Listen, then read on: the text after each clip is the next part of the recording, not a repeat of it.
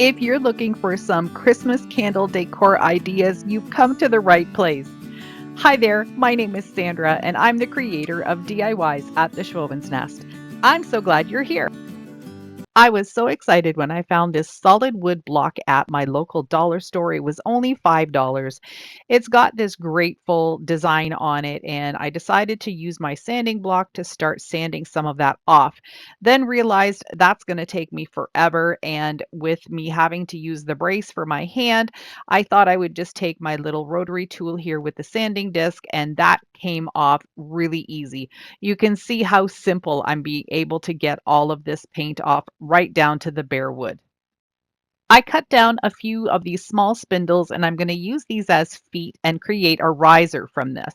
So I'm just trying to decide where I want them to be and in which direction. I'm just using some Gorilla Glue clear grip.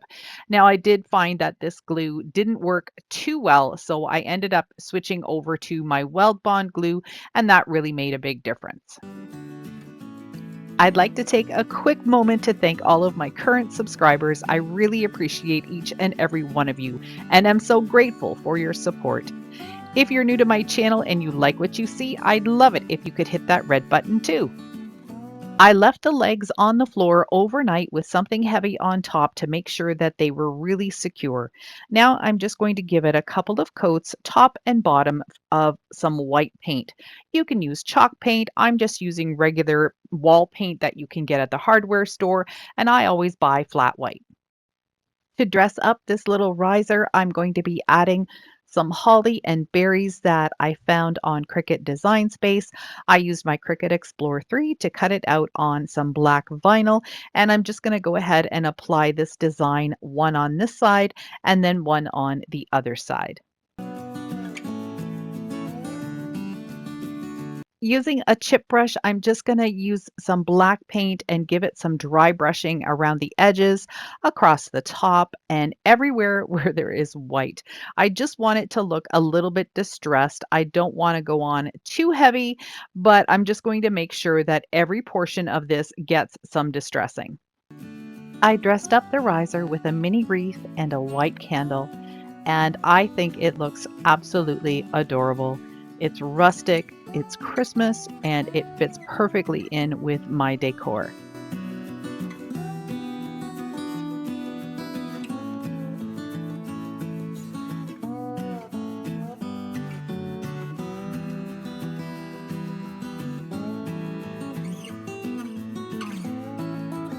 Before I move on to the next project, I want to show you all about these electronic lighters from REIDEA.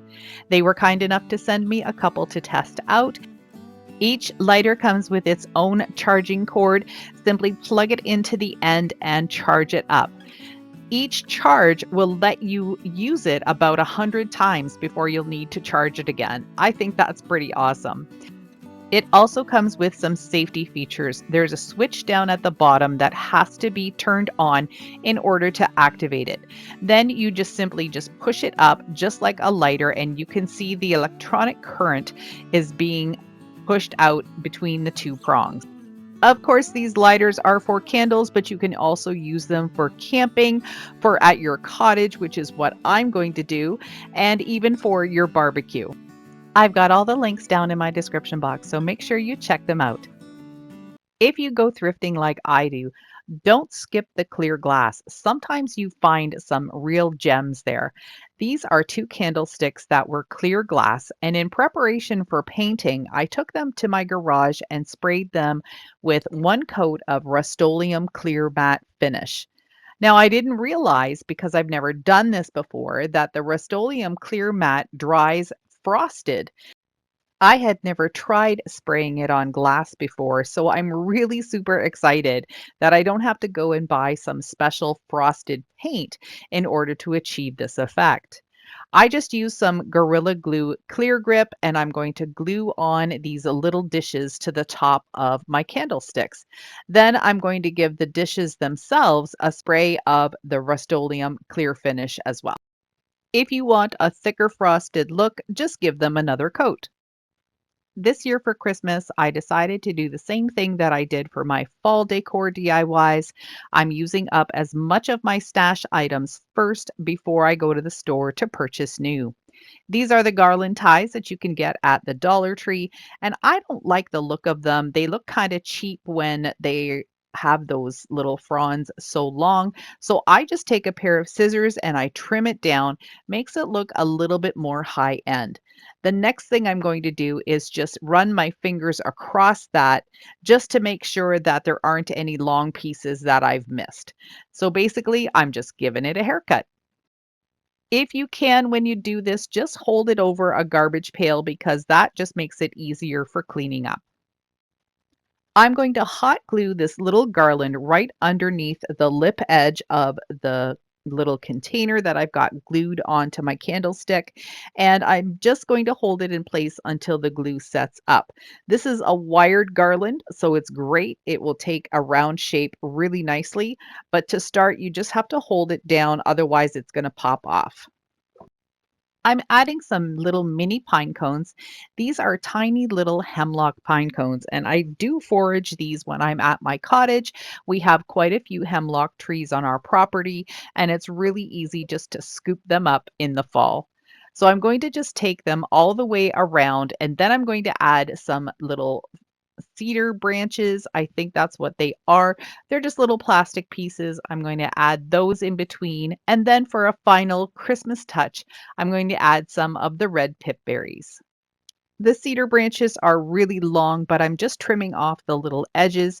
And I did previously give them a little light misting of spray paint in white just to give them a little snow-kissed effect.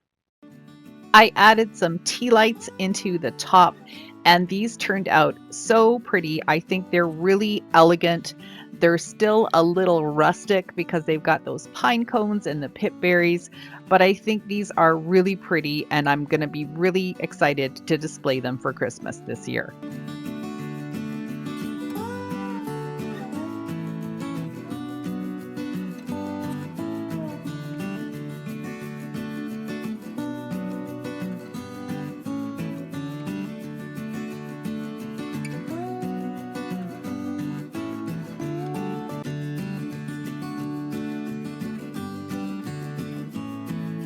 I have really been enjoying working with some of the IOD products, and I know they're a little bit on the pricey side, but sometimes you can get lucky. I found two different types of molds at an antique store in a booth where they were just selling out and getting rid of their IOD products.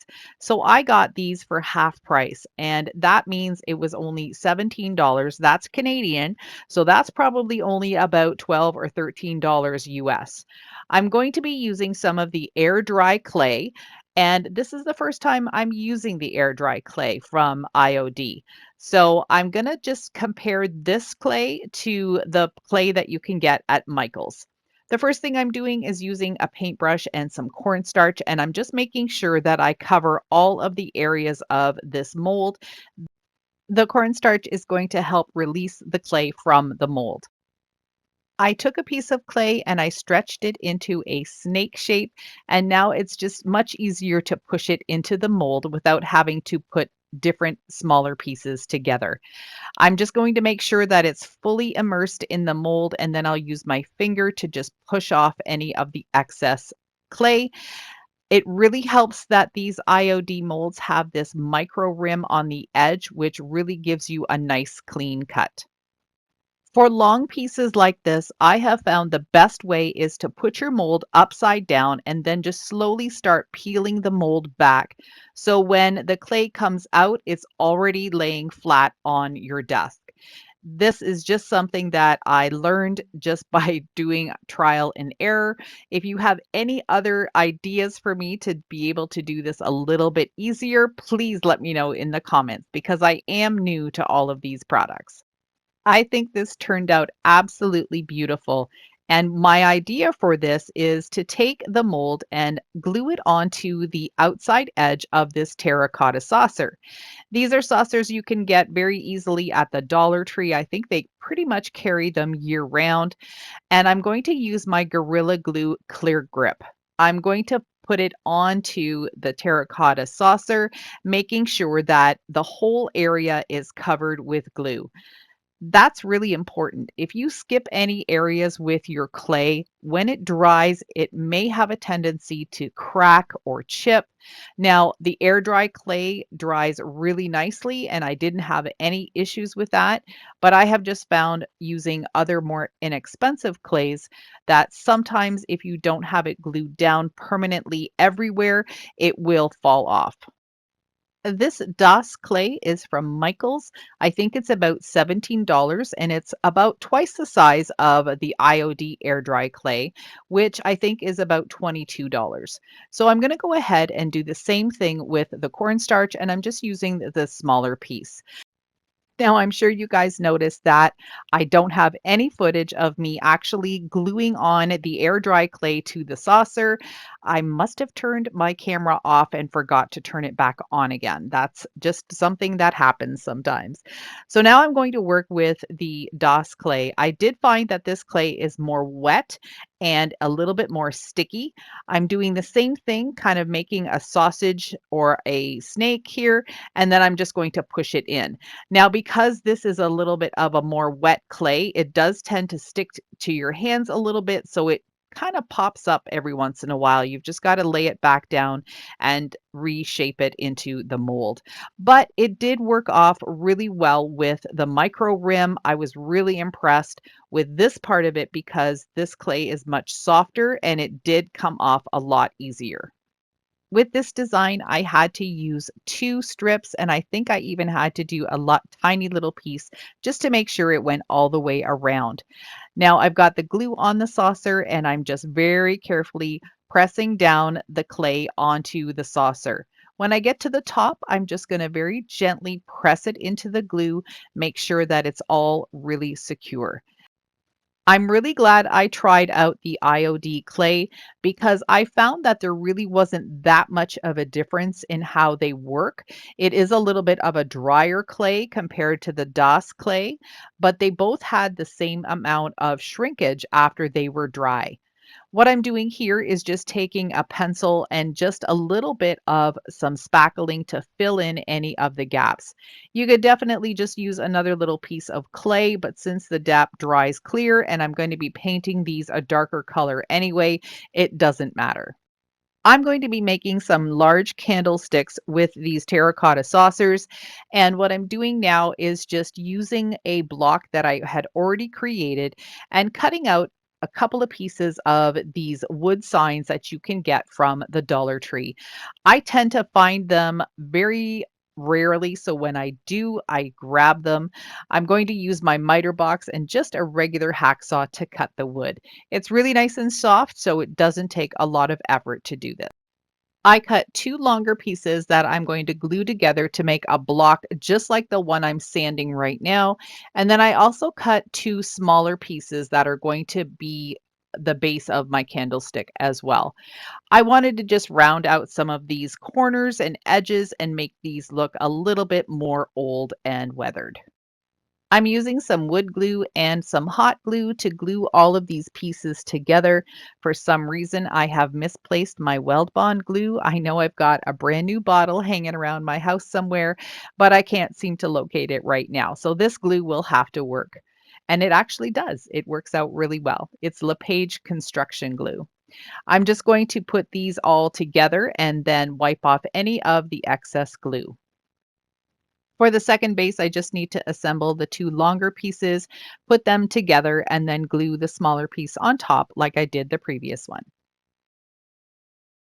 Now it's time to glue on the spindles. I'm going to put some of this construction glue in the center and then just put some hot glue around the outside edge so the hot glue holds it in place until the construction glue has a chance to dry.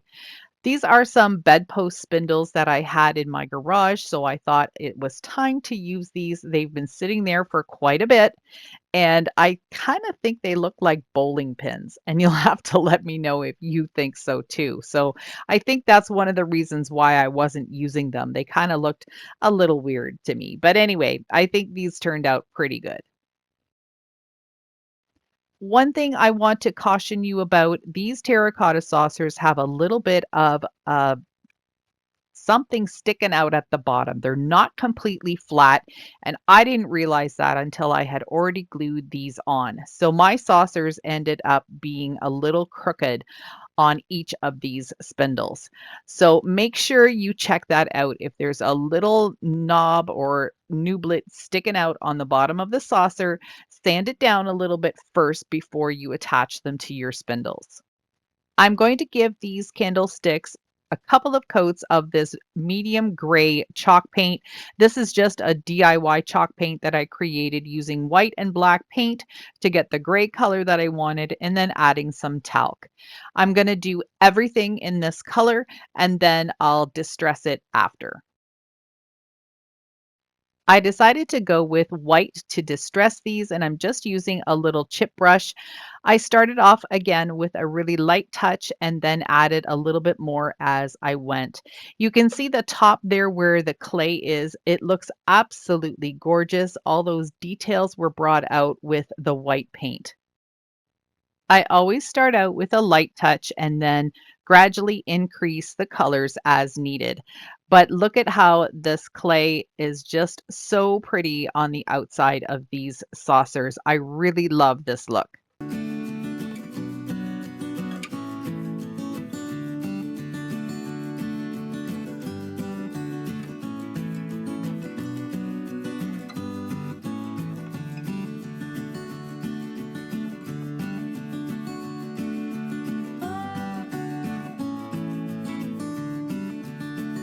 I am really enjoying using these REIDEA electronic lighters.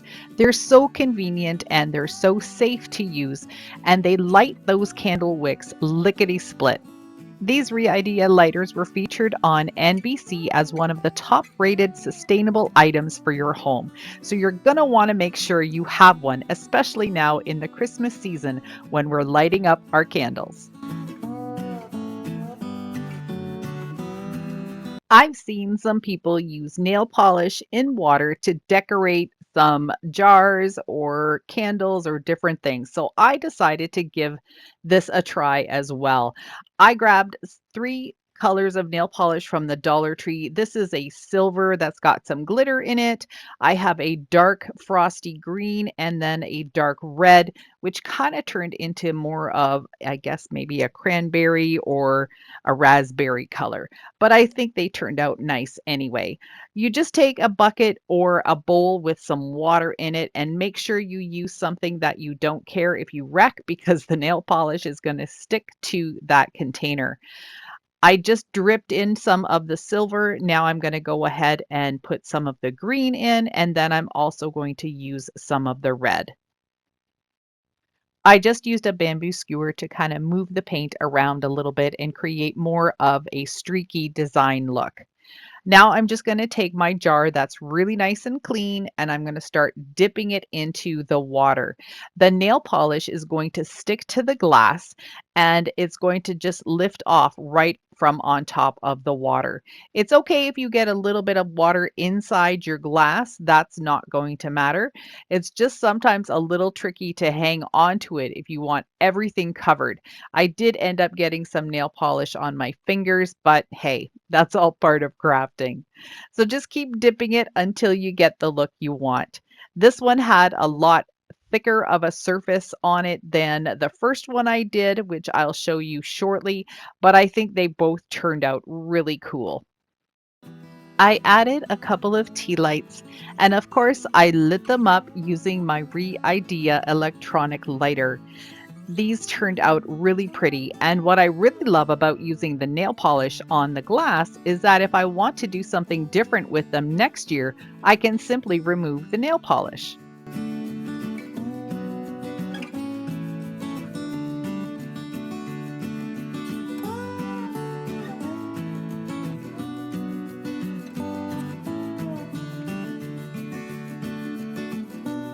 Here's another super easy way to dress up a candle jar for Christmas. I got this candle jar at the dollar store. I think it was $4, but it's a really nice large one. And I really like the scent of it too. So that might be something that I'll be burning in my home this holiday season. I'm using some of this birch wood look scrapbook paper that I have in a book that I picked up at Michael's a while ago. I think actually a couple of years ago. That's how thick they are and that's how long they last. I'm going to go ahead and use some Mod Podge to glue this on because it is cardstock and I want to make sure that it sticks really well.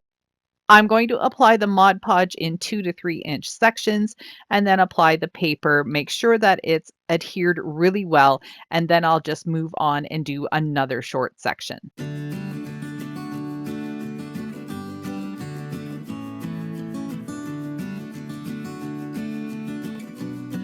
I'm going to add some little accents like this burlap ribbon. I'm just going to glue that with some hot glue all the way around the top. And then I'm going to add some greenery, a few pip berries, and a couple of pine cones. And then this part of the jar is done. To make the lid look a little bit more high end, I dug around in my stash and I found this silver drawer pull. So I'm going to use some Gorilla Glue Clear Grip and glue that together. Then add a sweet little burlap bow, and this project is done.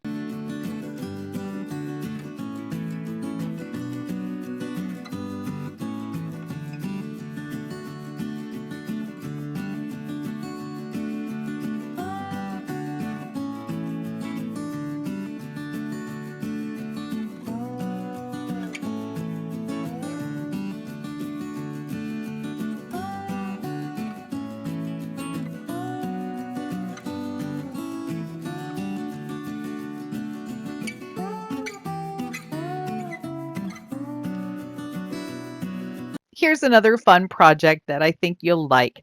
I used my Cricut Explorer and I cut out some tree shapes just using some vinyl that I don't have a use for. I never use pink, so I'm just going to use up some scraps that I have. I'm going to just put the trees all over the bottom of the glass jar, and then I'm going to take it out to my garage and give it a really light coat of white spray paint. I didn't want full coverage on the glass. I wanted it to look a little bit like it was just hit with some snow. What I'm going to do now is take some red and green paint and I'm going to dip my brush into it and just flick the brush so I get some speckled effect of red and green on my jar. Now, for this step, make sure you leave your trees still stuck on because you don't want to fill those up with the green and red speckles. I realize that you can't see what's actually happening, but this is what it looks like. So if you've ever speckled eggs for Easter, it's the exact same thing that I'm doing. Just making sure that I see a little bit of red every now and then on the jar. Once the paint was dry, I started pulling up the trees and I did start from the bottom up, but then I realized that going from the top down works much better because you're pulling smaller to larger and everything came off really well. I really like how this turned out. I think this is a really neat idea. You could do it with Christmas trees, with stars, with shapes. I was even thinking about doing a nativity scene on a jar candle like this, and I think that would be really pretty too. If you see these candlesticks at the Dollar Tree, they're usually not already painted. This would have been just clear glass, but I had already painted it once for a different project and now I'm repurposing it for this project. I'm using Fusion Mineral Paint in the color Park Bench and I only needed one coat. Again, I'm using Gorilla Clear Grip and I'm just going to glue the jar right on top of the candlestick. Once the paint is completely dry, I'm going to add a little black and white gingham bow to the candlestick and add one around the top of the candle jar. And I think this project is really cute.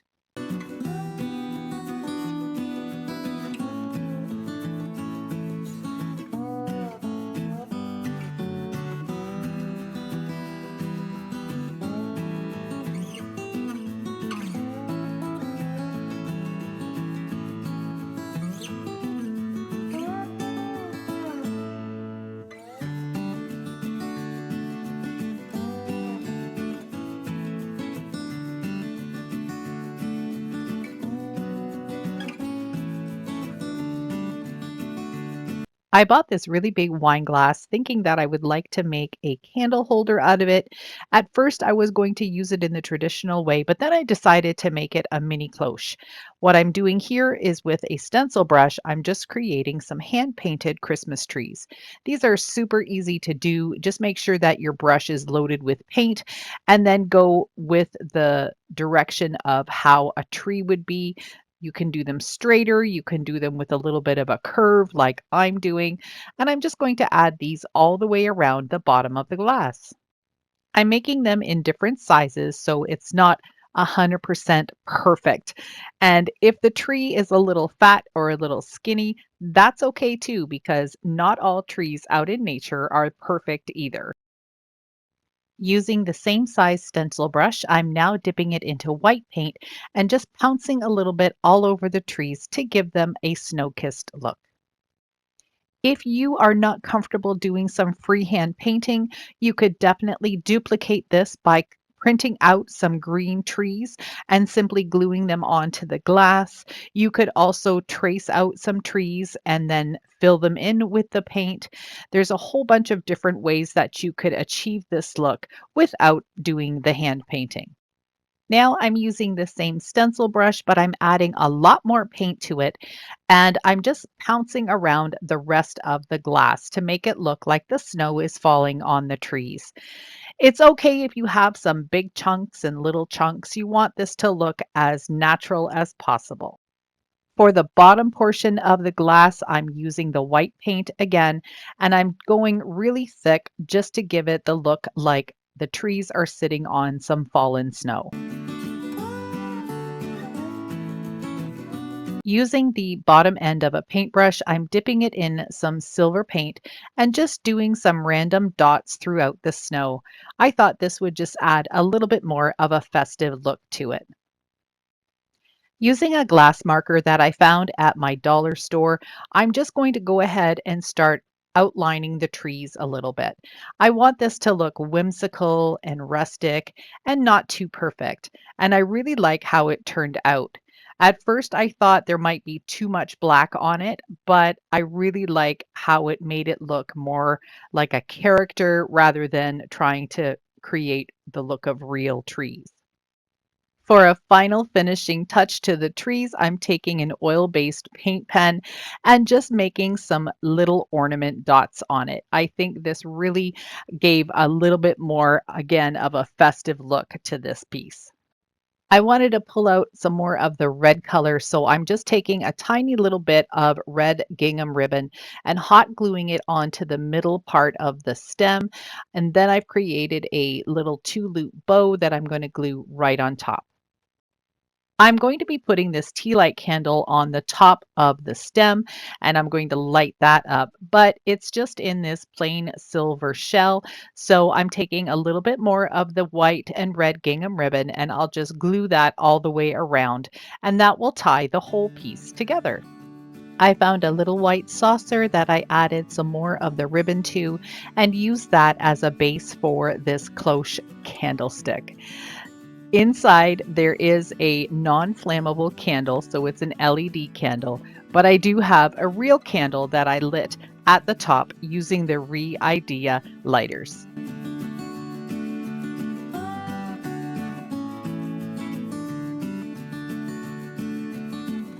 I hope you enjoyed my Christmas candle projects today and got some inspiration to do some of your own. Please remember to go down to my description box and click on the links to the REIDEA electronic lighters. You're going to want to have one of those in your home this holiday season. Bye for now.